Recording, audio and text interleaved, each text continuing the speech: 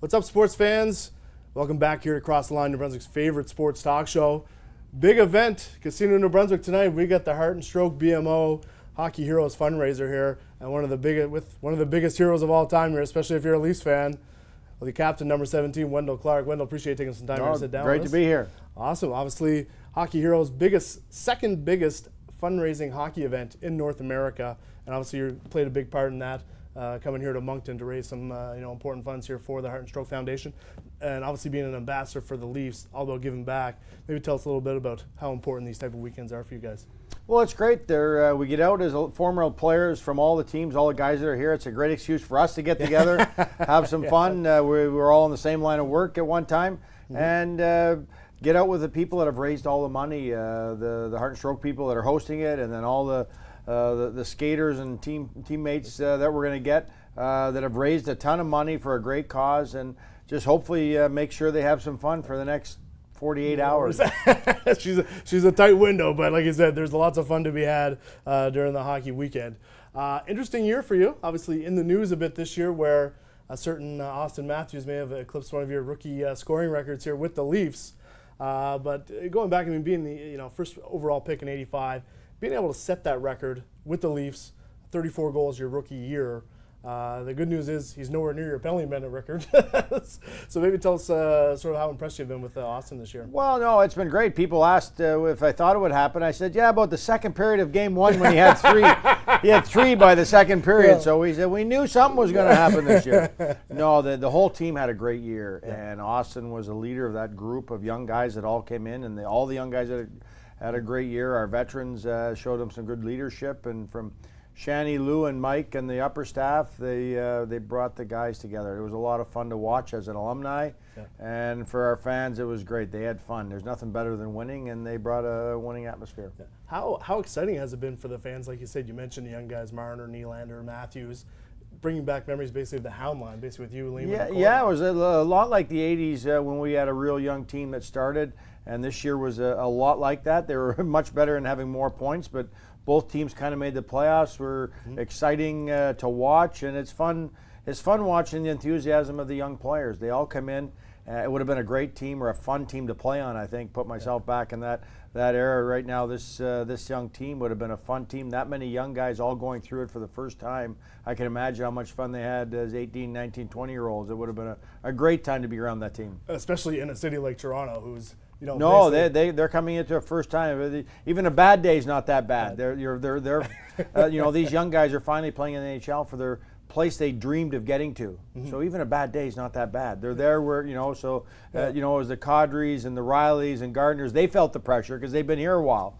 But our young guys, everything was gravy. It was fun, and they showed it. They played well, and it was a great team to watch. Yeah, and like you said, really fun to watch play this year.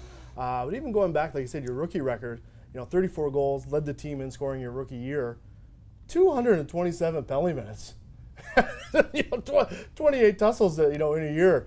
So basically, picture Auston Matthews scrapping, every second or third game. He'd have been good. He's 6'3", 215 pounds. He'd have been good at it. He got some reach on him. But no, he's a little smarter. He's looking after his hands, and he's a type of player that he can play on his own. He can carry the team or a line, or you put him with a couple guys, and you're really dangerous. But we had a lot of young guys to be able to play together and grow. So. It's going to be fun to watch. Hopefully all these guys can keep, next year's another year. Nobody's going to be surprised this year. So next year they're going to have to be ready for them because the teams will know they're good. For sure. And I think they got the right guy behind the bench to keep them level-headed there as well. Mike's been great. He's a guy that's very well organized and really puts the guys in a area that knows that they can perform well. He'd have been a great guy. I'd have loved to have been a player under Mike, and that he teaches the game the right way right away. And it'll only help these guys out in their careers down the road and the lessons they're learning right now. Yeah, and you can really tell how many guys improved this year. Sort of back to, I guess, how hockey's evolved a bit. Like you said, 85, your draft year. You came in as a first overall pick, 200 and some penalty minutes your first year. Your Connor McDavids or, anybody drafted in the first round now is not going to have 28 fights in their career, let alone, your rookie year. How has sort of the game evolved and has almost gone away a little bit from. Well, the whole game's, as society changes, the game's changing. The game's always been moving in that direction. It's not a good or bad or an ugly. It's just that's the way it is. The game, the players are fast. They can skate. The technology they get to use to play with between skates and sticks.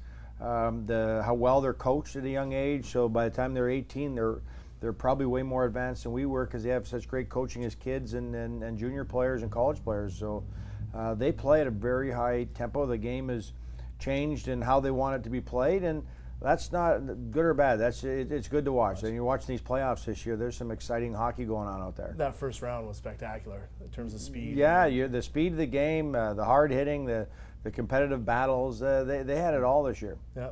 For a former first overall draft pick, you might be going first overall again here tonight in the Hockey Heroes draft, obviously for the team that raises the most funds. But you go back, obviously coming in the old Norris division, lots of tough battles, and playing a Maple Leaf Garden. Obviously, the Air Canada Centre is a nice building. How much character did the Garden have?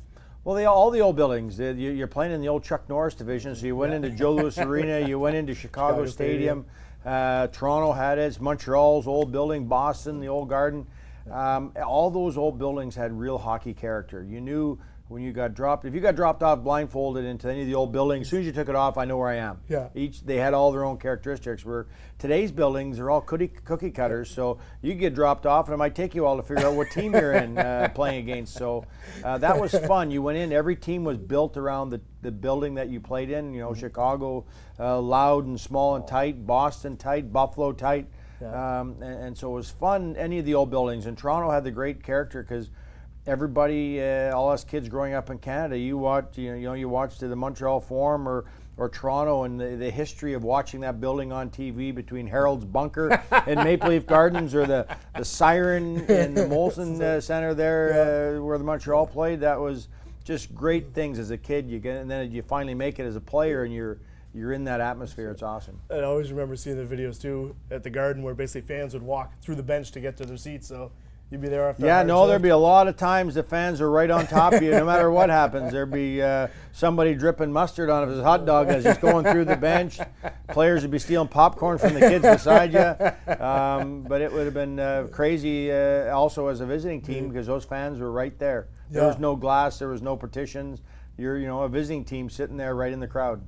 that lends to the atmosphere definitely when you're in the barn. But one of the most exciting times, basically, in the old Maple Leaf Gardens was that '93 series you guys had with LA. And I know Gretzky's always talked about it being one of his favorite games he ever played, the Game 7. Maybe take us back. You talk about the excitement the young kids had this year. What was the most exciting time for you in the Garden? Well, that playoff. Anytime you're in playoff runs in the Gardens, anytime you get to play hockey. When you're playing in the NHL and you get to play April, May, and June, that's the fun time. You play all year to be able to play in those 3 months. Yeah. And then as your teams start getting eliminated, you're one of 16 playing, then you're one of 8, then you're one of 4. So I can only imagine what it feels like these two teams playing right this year. You're the only two teams playing. Everybody else in the world's watching you. Yeah. And so that's a fun time, anytime you get to play April, May, June. Yeah, and obviously that series renowned for your scrap with McSorley. Like I said, maybe if you fought Wayne, he wouldn't have scored those. That's right. We went after the wrong guy. No, it was just a battle. Marty was a stalwart with them, playing a lot of minutes. Made himself into a great player and logged a lot of ice times, whether in all situations for LA. And the big guys, Gretzky and Robitaille and the boys carried it. And LA was kind of a surprise because the West Coast, everybody out east didn't know their young talent they had and how good they were later on. You look at all the cups these guys won later with different teams, but they had good young rookie team as well, and they went a long ways. Yeah, a very exciting run, obviously '93. Lots of stuff about that playoff run. Obviously being from the prairies, always renowned for your wrist shot. Bobby Hull known for the slap shot. What's with you Prairie boys basically having 4 arms of steel and being able to rip the puck? I don't know. We're just growing up. You didn't get a lot of sticks in a small town, so you couldn't do slap shots. You have to get a new stick all the time. But they're just shooting lots of pucks, and you never know why. It was just something that happened. Something that happened, huh? Well, I mean, you look great. You've been retired for, what, 15, 17 years? 17 years now, yeah. Unreal. I mean, you get out of the game basically, I'm assuming with your health, everything's pretty like any other old guy. I got bumps and bruises everywhere, but that's part of aging, all of us. But in general, everything's great. I get to come out and participate in these charities and have fun with the people and still put the skates on. So that's not too bad at 50. And you have a barn, basically a rink in your own. Well, I sold it now. I got all my kids all left home, so I sold the rink, I sold the farm, and I told everybody, I fired the maintenance guy. Me. As soon as I fired me from doing maintenance, that was it. I had to get rid of the rink. Zamboni driver. That's it. Yeah. Well, that's obviously getting in shape for these Hockey Hero weekends. Had a little advantage back in the day when you were training all through the winter. But speaking of drafts coming up, we got the Q draft tomorrow. Your son Cody having a nice little career for himself in the OHL. Yeah, he had his first year with Ottawa 67s last year, and next year's his draft year. But he's a young guy trying to make his way and having some fun with it. Junior hockey's fun, and he moving away from home and living on his own and with billets, and it's all of the above. It's only him and his mom that are worried. But he's having fun, and hockey's been great. Ottawa's a great town. Yeah, great hockey town. Obviously that program there. I guess some other news for yourself. Also an author now. You got a new book coming out here, Bleeding Blue. Yeah, came out in November. Did the tour all over Canada, and it was fun meeting all the fans and the Leaf fans and hockey fans across the country. So it was a busy November before Christmas, but it was a lot of fun to do. And Jim Lang, the co-author writer, did an unbelievable job. He could made it easy for myself in digging up a lot of things. He had to jog the memory. I thought I forgot about most of that stuff. I'm sure there must be a couple of Probert stories in there. Well, at Proby, we had a few battles along the way, and he's one of those guys that, Proby is probably the only guy in hockey that I know that did it from 20 to 37. Yeah. Most guys fight early, and then later on you're not doing it as much. Where he was the guy that everybody looked up to. Every new young guy said that's the guy. Yeah. And so he's got I think a number for everybody for how well and how long he did it. Well, like you said, absolute beast Proby was, and yourself. I mean, like you said, one of the toughest guys coming out of Maple Leaf Nation here. So really an honor to have you step in here with us and do a little spot here for Across the Line. Appreciate you coming down. All the best this weekend with the Hockey Heroes. Great job here. The Art and Stroke Foundation does raise the money here for a great cause. So thanks again to Wendel Clark, and we'll see you next week on Across the Line.